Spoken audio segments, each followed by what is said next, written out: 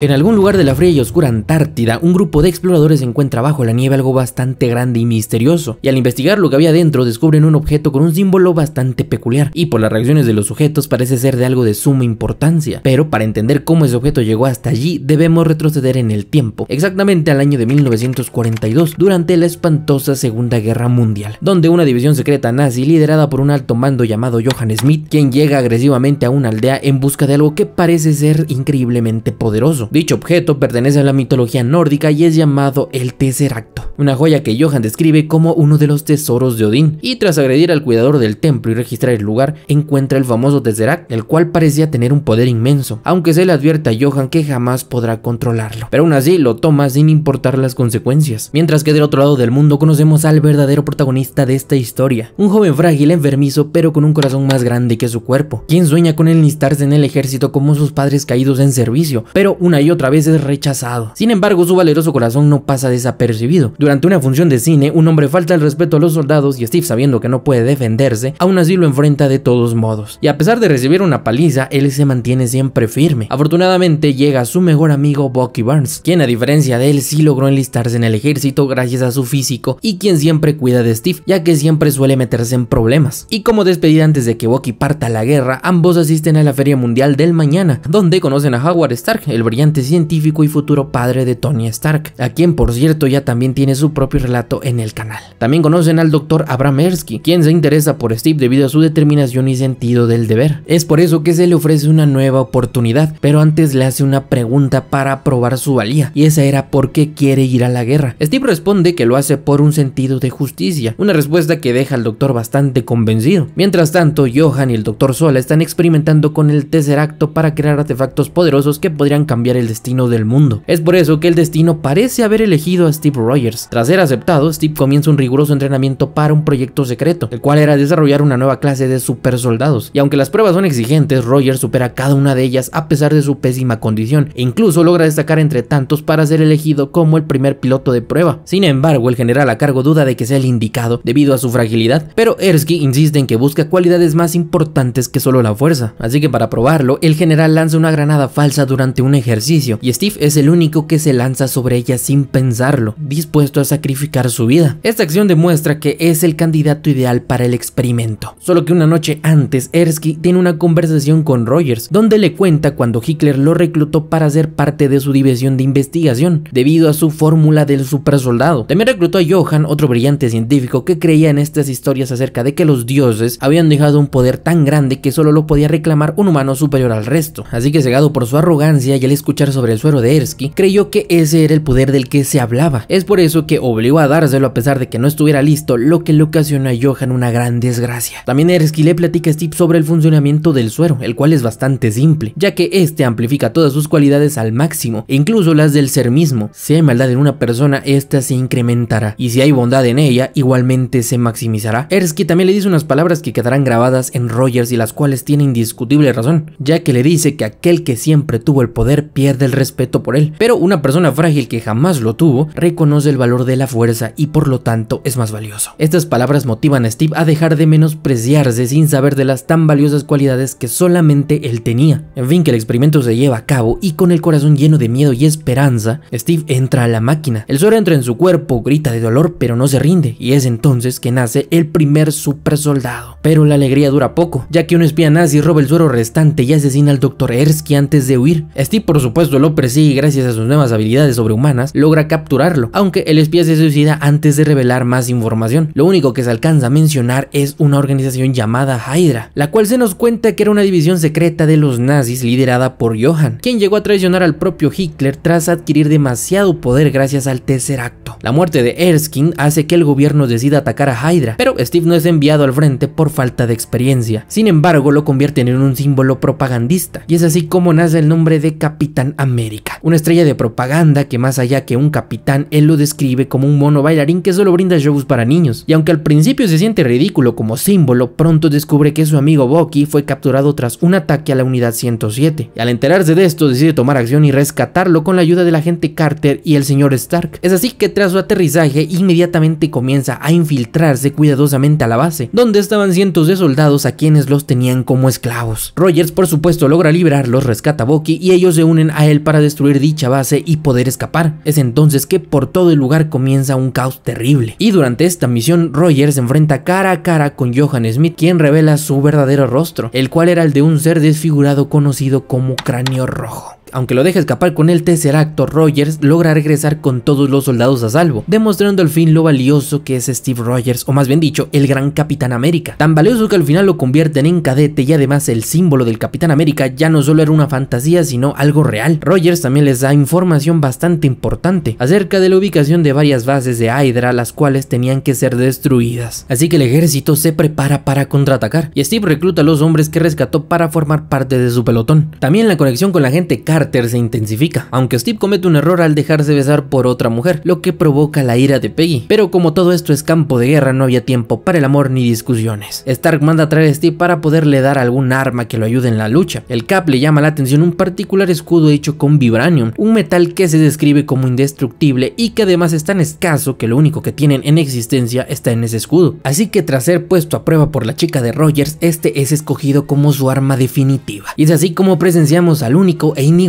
Capitán América en acción, que al lado de su valiente pelotón y con la ayuda del ejército, es que poco a poco van destruyendo todas las bases de Hydra. Solo que en una misión donde tenían información acerca del Dr. Sola, quien supuestamente se encontraba viajando dentro de un tren, el equipo del Capitán América toma la decisión de arriesgarse para capturarlo. El problema es que al entrar son interceptados por el enemigo. Ahí dentro Bucky junto con Steve tratan de aniquilarlos, pero la situación se complica cuando Barnes es brutalmente expulsado del tren. Rogers por supuesto trata de salvarlo, pero no lo logra, y Bucky termina cayendo a una muerte más que segura. Es así como el Capitán América pierde trágicamente a su único y mejor amigo. Este evento marca profundamente a Steve, pero todo ese dolor lo canaliza para detener definitivamente a Cráneo Rojo. Y al capturar a Sola descubren que los planes de Hydra es usar su armamento para conquistar al mundo. Así que tras localizar su última base de Smith, en donde se concentraba todo su ejército, el Capitán América decide atacar por la puerta de enfrente, con una moto, su escudo y sus tremendos músculos, donde podemos apreciar lo increíble que es este super soldado al ver la manera de aniquilar a cada enemigo que se le cruzaba, solo que intencionalmente se deja capturar para así distraer a Smith y que su escuadrón entre por sorpresa. El caos y la destrucción se podía presenciar por todos lados, ya que el ejército entero trata de aniquilar a Hydra. Esto hizo que Smith se sintiera acorralado y en un acto de desesperación sube a la nave, el cual tenía dentro el poderoso Tesseracto. El Capitán América no iba a dejar que eso ocurriera, así que decide perseguirlo y junto con la ayuda del coronel es que logra subir a la nave, solo que esto sin antes de recibir un beso por parte de su enamorada Peggy. Steve gracias a ello logra abordarla y es ahí donde tiene un duro enfrentamiento con Cráneo Rojo. Y durante la brutal pelea el Tesseracto activa un portal cósmico que hace desaparecer a Smith sin ninguna explicación. Y aunque increíble que parezca, ese no era el mayor problema, ya que la nave que contenía misiles dentro estaba siendo dirigida a la ciudad de Nueva York y dejar que llegara a ese lugar iba a ser catastrófico. Así que Rogers, como el valiente ser humano que es, decide estrellarse antes, pero el riesgo de hacer eso era su vida. Peggy al escuchar esto desesperadamente le pide que busque otra solución, pero cruelmente esa era la única, ya que de no hacerlo muchas personas morirían. Así que al aceptar su trágico destino se despide de Peggy con una cita pendiente que, aunque sabían que eso no podía pasar, ponen fecha y lugar para dicho baile, como significado de promesa de que en algún punto de la existencia se podrán reencontrar de nuevo. Así que tras perder la comunicación, Rogers, con el miedo en todo su cuerpo, solo espera el momento de su muerte. Y así la nave se estrella con el hielo y gracias a dicho acto de heroísmo muchas personas fueron salvadas, dando así la victoria y el final de la terrible guerra. Es así como todos festejan el día de la victoria. E incluso Stark logra hallar el Tesseracto y aún sigue buscando a Steve, mientras que Peggy lo sigue recordando con mucho dolor y cariño, ya que su gran acto de heroísmo lo hizo mundialmente famoso. Pero esta historia no se termina aquí, más bien dicho es el comienzo de una. Y es que volvemos al principio, donde dicho objeto importante que había sido encontrado era nada más y nada menos que el Capitán América, quien al despertar bastante consternado y confundido, trata desesperadamente de averiguar en dónde se encontraba, ya que todo se le hacía bastante raro, y al percatarse que posiblemente lo tenían encerrado, trata de escapar, así que sale corriendo por toda la ciudad y es entonces que se da cuenta que absolutamente todo había cambiado por completo. Pero afortunadamente llega este sujeto llamado Nick Fury, quien le explica que había estado durmiendo por más de 70 años. Y lo que ocurre después de esto, como ya sabemos, es historia.